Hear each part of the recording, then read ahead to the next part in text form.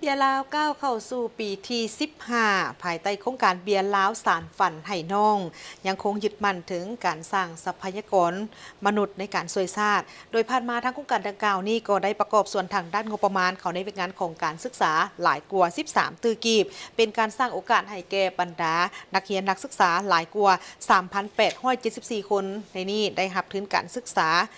ซึ่งในปีนี้เองก็ได้มีการมอบทุนจำนวน150ทุนรวมมูลค่าเป็น 1.4 ตือกิ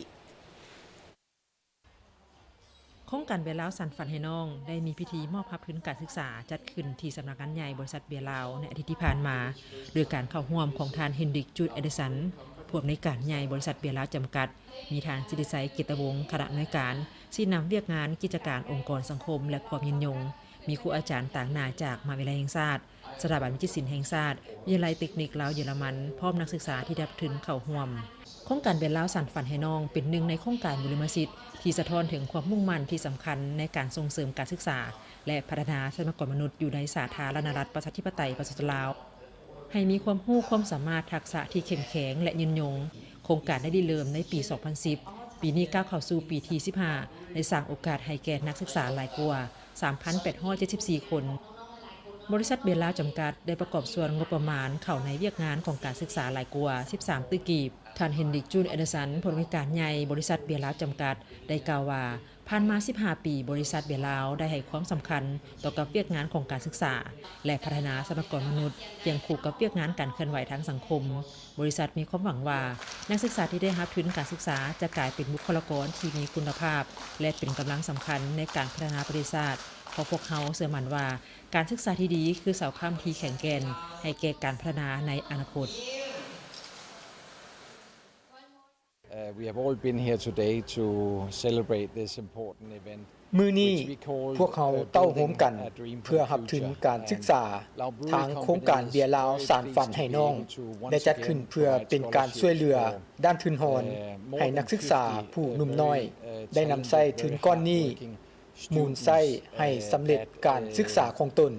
15 ปีผ่านมาเพราะพวกเขาเห็นว่าบรรดานักศึกษาที่ได้รับทุนได้ทุ่มเทและทำเรียนอย่างหนักเพื่อให้มีคะแนนเหมาะสมตามเงื่อนไขด้านนโยบายของบริษัทแม่นสืบต่อให้ทุนการศึกษาและพร้อมกันพัฒนาไปทุกคงเขตพวกเฮาเห็นว่าจะเป็นขัวต่อให้น้องนักเรียนเฮ็ดแนวใดให้พวกเขาเจ้าหันมีโอกาสได้รับความรู้อันใหม่ๆเนาะได้เรียนเอาสิ่งใหม่ๆพร้อมกันนั้นเขาเจ้าก็ได้มีการฝึกฝนหล่อหลอมตนเองอยู่ในโรงเรียนหรือสถานที่ศึกษาต่างๆนั้นพนักงานที่ได้ทุนของบริษัทนี่มีแต่คนเก่งเนาะออกไปรับใช้สังคมเบียร์ลาวนี่ได้ทุ่มเทและได้มีการลงทุนหลายในแขนงการศึกษานี้แต่อีกอันนึงมันก็เป็นการช่วยเหลือและการสนับสนุนแนวคิดหรือว่าทิศทางในการพัฒนาประเทศชาติของรัฐบาลของพวกเราด้านนักศึกษาที่รับทุนครั้งนี้แม้นมีความภาคภูมิใจเพราะทุนการศึกษาก้อนนี้สามารถนำมาใช้เข้าในการเรียนของตนสำหรับน้องแล้วทุนน้องก็รู้อยู่แล้วว่ามีทุนสำหรับส่งเสริมนักศึกษาสินะผู้ที่ด้อยโอกาสสิน้องก็เลยตั้งใจบุกบืนน้องคิดว่าสำหรับทุนการศึกษาทุนนี้บ่เพียงแต่แบบเป็นทุนหรือว่าโอกาสทางด้านการศึกษาแต่เป็นแห่งผลักดันหนึ่งที่เฮ็ดให้น้องอยากพัฒนาตนเองทางด้านทักษะและก็ฝีมือต่างๆเพื่อหวังว่าอนาคตจะเป็นส่วนหนึ่งขององค์กรเบียร์ลาวเฮานี้ก็ก่อนอื่นหมดก็เฮาต้อง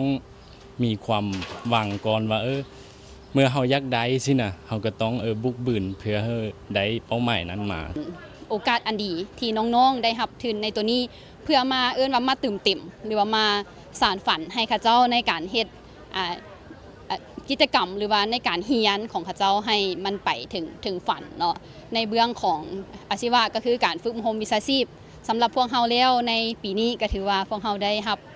ทุนการศึกษาเป็นปีที่3ว่านักศึกษาอยู่ในโซกนี้พวกเฮาก็มีอยู่9น้องล้วนแต่เป็นนักศึกษาที่มีความรู้ความสามารถเป็นสร้างที่ดีได้ในอนาคตหมายความว่าเกณฑ์ของโครงการก็คือนักศึกษาทุกคนต้องได้คะแนน GPA เฉลี่ย2.8 ขึ้นไป ฉะนั้นแล้วมันก็เป็นอันนึงที่เฮ็ดให้เขาเจ้าต้องได้บุกบืนกว่านักศึกษาทั่วไปสำหรับปี 2026 บริษัทเบียร์ลาวได้สืบโตให้ทุนการศึกษารวมมูลค่า 1.4 ตื้อกีบให้แก่นักศึกษาจำนวน150 คนที่มีผลการเรียนดีแต่ขาดเขินทุนฮอนใน4มหาวิทยาลัยและ4สถาบันการศึกษาหลักทั่วประเทศเช่นมหาวิทยาลัยแห่งชาติมหาวิทยาลัยสุพรรณวงศ์มหาวิทยาลัยสวรรณเขตและมหาวิทยาลัยจำปาสักวิทยาลัยครูจักรศรีวิทยาลัยครูสวรรณเขตสถาบันวิจิตรศิลป์แห่งชาติและวิทยาลัยเทคนิคลาวเยอรมัน นักศึกษาที่ผ่านการคัดเลือกต้องรักษาผลการเรียนตามเงื่อนไขบ่มีการจำแนกเพศเผ่าศาสนาและภูมิลำเนา ผู้ที่ได้รับทุนสนับสนุนจากโครงการเบียร์ลาวสานฝันให้น้องที่กวมเอาค่าธรรมเนียมการเรียน อุปกรณ์การศึกษาและค่าครองชีพจนจบการศึกษา พร้อมนี้นักศึกษาจะได้มีโอกาสฝึกงานตามสาขาที่เกี่ยวข้องและโอกาสได้รับการจ้างงานที่ดีในอนาคตการศึกษาแม่นหมักหัวใจหลักของการพัฒนาประเทศชาติพอเป็นพื้นฐานให้แก่การสร้างทรัพยากรมนุษย์ให้มีสติปัญญาทักษะความรู้ความสามารถในการขับเคลื่อนเศรษฐกิจค้นคิดนวัตกรรมใหม่ๆและแก้ไขปัญหาของสังคมอย่างยืนยงดังนั้นบริษัทเบียร์ลาวจำกัดยังคงยึดมั่นในการเป็นส่วนหนึ่งของการพัฒนาทรัพยากรมนุษย์ร่วมกันสนับสนุนและประกอบส่วนเข้าในการขับเคลื่อนเศรษฐกิจสังคมลาวให้เติบโตอย่างมั่นเที่ยง